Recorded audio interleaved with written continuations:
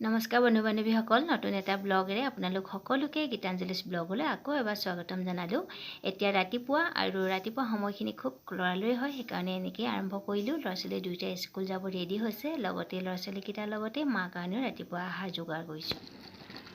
এয়া গাখীৰ আৰু কমপ্লেন আৰু এয়া হৰলিক্স মাৰ কাৰণে।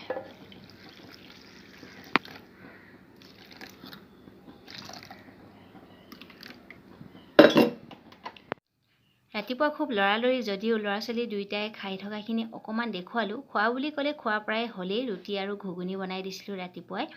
আৰু আজি টি চাৰ্ট পিন্ধা দিন, দুয়োটাই ইউনিফৰ্ম পিন্ধি সাজু। সপ্তাহত 2টা দিন টি চাৰ্ট আছে। আৰু লগতে মাৰ খোৱাখিনিও দি লওঁ ৰাতিপুৱাই যিমান পাৰি সোনকালে, কাৰণ মা এসোপা দৰৱ খাবলগীয়া আছে।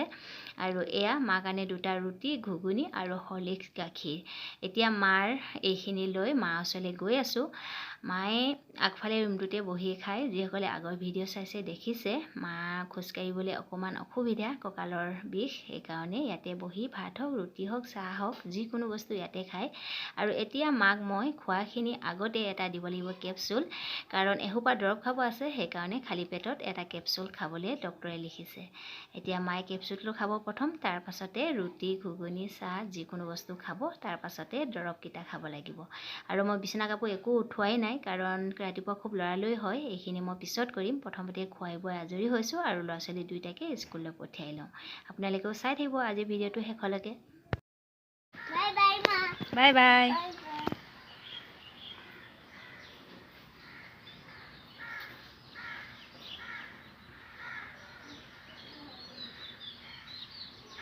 আজি মই কোনো ধৰণৰ খোৱা বস্তু ভজা নাই। আজি মই ভাজিছোঁ বালি। এই বালিখিনি গৰম কৰিছোঁ কেৰাহীতে।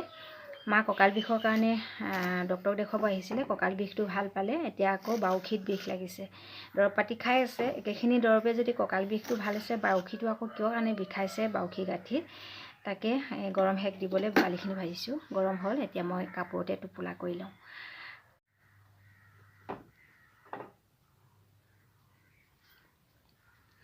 বালিখিনি মই কটনৰ কাপোৰ এখন লৈছোঁ, ইয়াতে টোপোলা কৰি ল'ম। আৰু সেক দিয়া এয়া এটা আগৰ দিনৰ পদ্ধতি। এতিয়া এইখিনি মই এনেকৈ বান্ধি দিম টোপোলা কৰি। কটনৰ কাপোৰ ল'ব লাগে। আৰু এই টোপোলাটো এয়া হৈ গ'ল। এতিয়া মই এইখিনি বান্ধি দিওঁ। হ'বনে এনেকৈ? আজি বহুদিনৰ মূৰত ব্ৰইলাৰ চিকেন অকণমান বনাব লৈছোঁ। মাংস বেছি নহয়।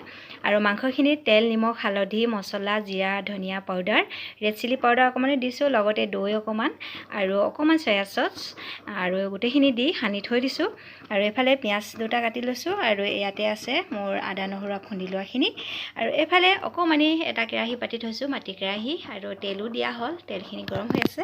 এতিয়া মই বেছি দেৰি নকৰোঁ, আৰু কুটি থোৱা পিঁয়াজখিনি প্ৰথমতে ভাজি লওঁ, আৰু দেখুৱাই থাকিম কেনেকৈ বনাওঁ, আপোনালোকে চাই থাকিব।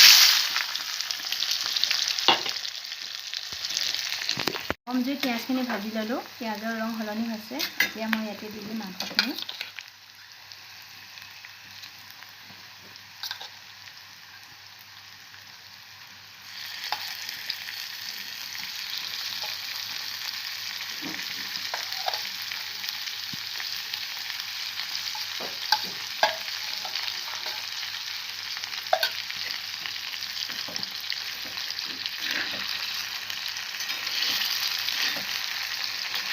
এতিয়া তেল আৰু পিঁয়াজখিনিৰ লগত ভালকৈ মিহি লৰাই ভাজি থাকিম। এয়া মোৰ মাংস বনোৱা হ'ল। এতিয়া বেছি দেৰি নকৰোঁ, ভাত খোৱা সময়ো হ'ল আমাৰ। ভাত পানী খাই লওঁ। আৰু ভাত পানী খোৱাৰ আগতে আপোনালোকক সুধিছোঁ, আজি মই বনোৱা মাংসখিনি আপোনালোকে কেনেকুৱা দেখিছে বাৰু জনাব দেই, কমেণ্ট এটা লিখি। এতিয়া ভাত পানী খাই আজৰি হৈ মুখত তামোল এখন ভৰাই ইয়াতে বহি কথা পাতি আছোঁ। আমি ঘৰত থকা 3জনে, মা, মই আৰু এইফালে এখেতে মোবাইলতে গান লগাই শুনি শুনি টোপনিও গ'ল। ল'ৰা ছোৱালী দুয়োটাই স্কুলৰ পৰা অনা নিয়া কৰা দায়িত্ব এখেতৰ। এতিয়া সময় নাই হোৱা, সেইকাৰণে খাই বৈ ইয়াতে কথা পাতি থাকোঁতেই গান শুনিয়ে টোপনি গ'ল। আৰু এইখিনি সময় ল'ৰা ছোৱালীকেইটা ঘৰত নথকাটো খুব ভালকৈ অনুভৱ কৰোঁ, কাৰণ আগবেলাটো কাম বন কৰি থাকোঁতেই গমেই নাপাওঁ, কিন্তু এইখিনি সময় আজৰি হোৱাৰ পাছতহে অনুভৱ হয় ভালকৈ। স্কুল পৰা পালেহি, এফালে এগৰাকী আহিলে, আৰু এজনা ক'ত গ'ল?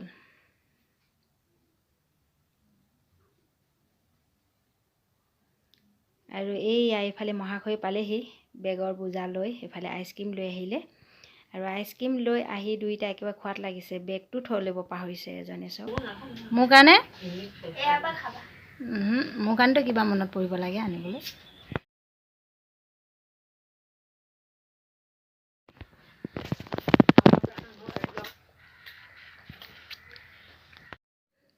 এতিয়া যাওঁ টিউশ্যন লৈ আগবেলা ৰ'দ পিছবেলা এয়া আকৌ বৰষুণ বতৰটো যে কি হৈছে কেতিয়া কি হয় কোনো ঠিক নাই আৰু এতিয়া বৰষুণ দিছে সেইকাৰণে ডাঙৰ ছাতি এটা লৈ লৈছোঁ আমাৰ ধিতি গা ভাল নাই ধিতিয়ে আকৌ বায়েকক হয় চকুত সেইটো কি কি হয় চকুত এইটো চাওঁ দেখুৱা কি লগালে চকুত